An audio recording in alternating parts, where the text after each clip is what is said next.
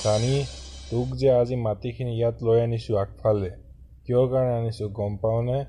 আজি কিন্তু প্ৰশ্ন অলপ বেলেগ হ'ব আগতকৈ বহুত বেলেগ চানি তুমি তৈয়াৰ আছানে স্যাৰ ৰেডি কথা কি কৈ আছে পৰীক্ষাৰ সময়ত যেতিয়া মই ৰেডি নাথাকোঁ তেতিয়াও পৰীক্ষাটো পাতিয়েই লয় কিবা না কিবা ৰিজাল্ট আহিয়ে যায় আজিও ৰেডি নাই তথাপি মই ৰেডি আছোঁ দিয়ক চিন্তা কৰিব নালাগে স্যাৰ মই এই পৰীক্ষা হওক বা আপোনাৰ প্ৰশ্ন হওক গোটেই কামতে মই সফলতা পাম চিন্তা কৰিব নালাগে মই চানি হয় চানি গল্ড হয় হ'ব দেই বেছি ক'ব নালাগে চব প্ৰশ্ন কৰিম তোৰ পৰাই আৰু বাকী তহঁত তৰুণ আৰু হেমন্ত তহঁতে কি কৰিছ ক স্যাৰ মইতো পলিটিক্স খেলিলো কিন্তু কাম নহল ছাৰ কি ভাবি আছোঁ কিমান ইফাল সিফাল বেলেগৰ পিছে পিছে উপায় বুদ্ধি বিলাই ফুৰিম নিজৰ আণ্ডাৰত নিজৰ যদি কাম পাওঁ তেতিয়াহ'লে ভাল আছিল এবাৰ ভাবিছোঁ নিজৰে কিবা এটা কৰোঁ নেকি পলিটিক্স ডিপাৰ্টমেণ্টতে তৰুণ আৰু হেমন্ত তহঁতে পলিটিক্স কি খেলিছ আৰু কি খেলা নাই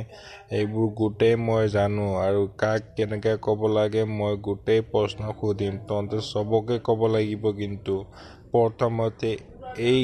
চানিক মই প্ৰশ্ন সুধিলোঁ স্যাৰ প্ৰশ্নটো পাহৰিলে নেকি তই আগৰ যিটো প্ৰশ্ন কৰিছিলোঁ তাৰে উত্তৰ দে কৰোণা মানে কি কচোন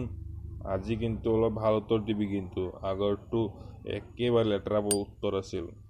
আজি ভাল উত্তৰ দে কৰোণা মানে কি কচোন ক কৰোণা মানে কি সিদিনাখনৰ প্ৰশ্নৰ উত্তৰটোৱেই ক'ব পাৰিলে কৰোণা মানে কি ক স্যাৰ কৰোণা মানে এনেকুৱা এটা খেচেৰা বস্তু যিটো একদম বেয়া ভাইৰাছ যিটো বেলেগৰ ক্ষতি কৰে নহয় ভাইৰাছৰ দৰে নিচিনা বস্তু ভাইৰাছৰ দৰেই হয় কিন্তু ভাইৰাছ নহয় ছাৰ এইটো খাতাৰনাক বস্তু যিটোৱে বেলেগৰ ক্ষতি সাধন কৰি আছে মানে বৰষুণ বতাহ আৰু বানপানী লগতে ভূকম্প আনি আছে তাকে কৰোণা ভাইৰাছ হে প্ৰভু স্যাৰ মানে মোৰ উত্তৰটো বহুত ভাল লাগিছে নহয় জানো স্যাৰ আৰু মই আপোনাক আৰু উত্তৰ দি আছোঁ এই প্ৰশ্নৰে বেলেগ পেৰাগ্ৰাফ মই দি আছোঁ নহ'লে নাম্বাৰটো মই কম পাম ন স্যাৰ মই কৈ আছোঁ আপোনাক চানি তই উত্তৰ ক'ব লাগে উত্তৰ ক কিন্তু ফাল্টু লাগছে নাম্বাৰ ঠিক আছে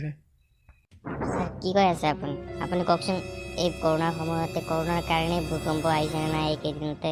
আপুনি কওক এই ধুমুহা বতাহ আহিছেনে নাই অহা নাই পানী বৰষুণ আহিছেনে অহা নাই বানপানী আহিছেনে অহা নাই কওকচোন চব আহিছে এই কৰোণাৰ কাৰণে কৰোণা মানে কি কৰোণা মানে এনেকুৱা এটা হাহাকাৰ বস্তু যিটো চবক ক্ষতিসাধন কৰি আছে তাকেতো মই কৈ আছোঁ এতিয়া বেলেগ পেৰেগ্ৰাফ শুনক মই কি কৈ আছোঁ ক ছাৰ মই ক'ব বিচাৰিছোঁ আপোনাক যে মই কৈছিলোঁ নহয় যে কৰোণাটো এইটো ভুৱান নামৰ গাঁও এখন আৰু চীন নামৰ বেলেগ এটা গাঁও এখনৰ পৰা আহিছিল এই দুটা গাঁও চীন আৰু ভুৱান দুটা গাঁৱৰ পৰা আহিছিল আৰু তাৰপিছত এটা কেমিকেল ৰিয়েকশ্যন কৰাইছিল তাৰ পৰা কৰোণা ভাইৰাছ নামৰ এটা কৰোণা পজিটিভ মানুহক সৃষ্টি কৰা হৈছিল যি এজনে আনজনক দেহেৰে টাচ কৰি কৰি কৰোণাৰ যিটো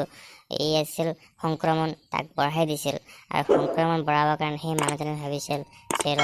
এতিয়া আমি ইণ্ডিয়া হওক পাকিস্তান হওক আৰু বাকী গোটেই বিশ্বতে আমি এই কৰোণা ভাইৰাছটো বিয়পাই দিম তাৰ কাৰণে কি কৰিলে এৰোপ্লেনবিলাকক টাচ কৰি গ'ল এৰোপ্লেন টাচ কৰিলে কৰোণা ভাইৰাছ হৈ গ'ল তাৰপিছত তাত উঠা যিমান মানুহ চবৰ হৈ গ'ল সেইটো এৰোপ্লেনটো ইণ্ডিয়াত আহিল ইণ্ডিয়াক চাফাই কৰাৰ সময়তে সিহঁতৰো ভাইৰাছ সোমাই গ'ল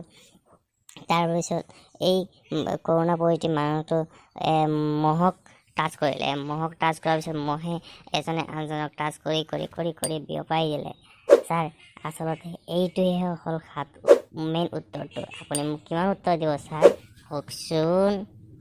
ছাৰ আচলতে মই এই উত্তৰটো ভাবিবৰ কাৰণে বহুত দিনৰ পৰা ভাবি আছিলোঁ বহুত দিনৰ পৰা ট্ৰাই কৰি আছিলোঁ বুজিছে ছাৰ তই গৈ এইখিনি বেঞ্চত বহ তোৰ পৰা আৰু প্ৰশ্ন সুধিব নালাগে মোক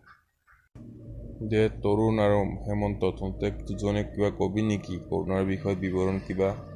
মোৰো মুড অফ আছে ইলেকশ্যন হ'ল নহয় আমাৰ ওৰাং গাঁওখনৰ তাত মইহে জিতিলোঁ, কিন্তু মোৰ ব্ৰেকআপ হ'ল অলপ, তাৰে মানে অলপ টেনশ্যন লাগি আছে। হে ভগৱান, আপুনি ৰক্ষা কৰক আৰু হেল্ল' গাইজ, আশা কৰোঁ ভিডিঅ'টো ভাল লাগিছে। যদি ভিডিঅ'টো ভাল লাগিছে আমাৰ চেনেলটো ছাবস্ক্ৰাইব কৰি দিব, আৰু যদি ভিডিঅ'টো বহুত বেছি আপুনি লাইক কৰে তেতিয়াহ'লে ইয়াৰ নেক্সট পাৰ্টটো বহুত সোনকালে আপোনালোকৰ ওচৰত আহি আছে। বাই বাই বন্ধুসকল।